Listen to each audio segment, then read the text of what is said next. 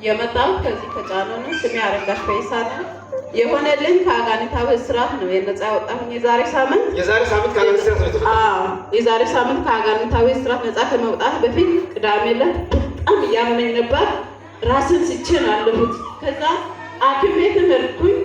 በዛን ሰዓት በቃ ልፈወስ አልቻልኩም። በጣም ውስጥ ያቃጥለኛል። የሚያደርገው ነገር ነው በቃ ያቃተኝ። ከዛ እሑድ ዕለት ከዛ በፊት እዚህ የመጣው ነበርኩኝ። አጋንንቱ ለካስ እንዳልመጣ ከለከለኝ። መጥቻ አጋንንቱ በራሱ ሲያወራቆ ትመጣ ነበር። ባለፈው መጣው መጣ ከአስም በሽታ ተፈውሳ ነበር።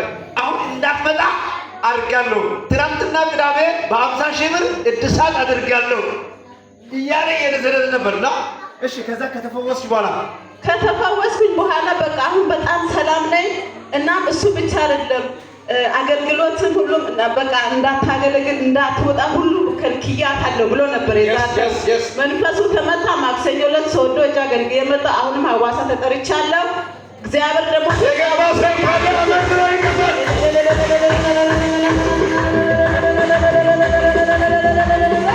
ኢየሱስ የምታውቀው የሞተክን ነገሰው ባትልክ ተውሰው ዝማልን አታክምከን ዝማል ሳይበራ አይነ ዝማልን ማዳ መቶ አየዋለው አይነ ተገብቶ ኢየሱስ ጌታ አሜን። አስሙ የለም በእውነት ነው። ቦታ በኋላ ያለው በርሽ ሁሉ ተከፈተ።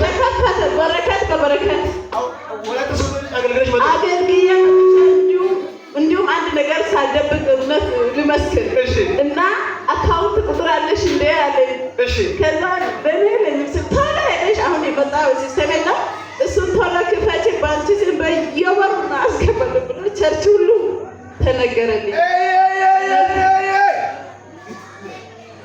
የገባ ሰው የገባ ያልገባ ሰው ካለ አገብቶ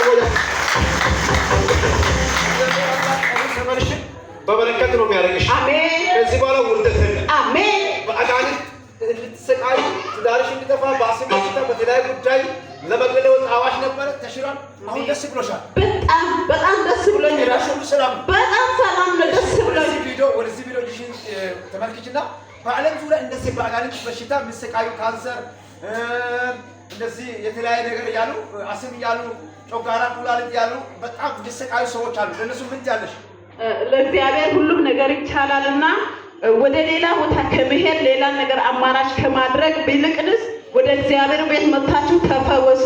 እንዳትወጡና እንዳትመጡ የሚከለክል የጠላትን አዋጅን ሰብራችሁ ነው ፈውሱን ተቀበሉ። ኢየሱስ ጌታ ነው።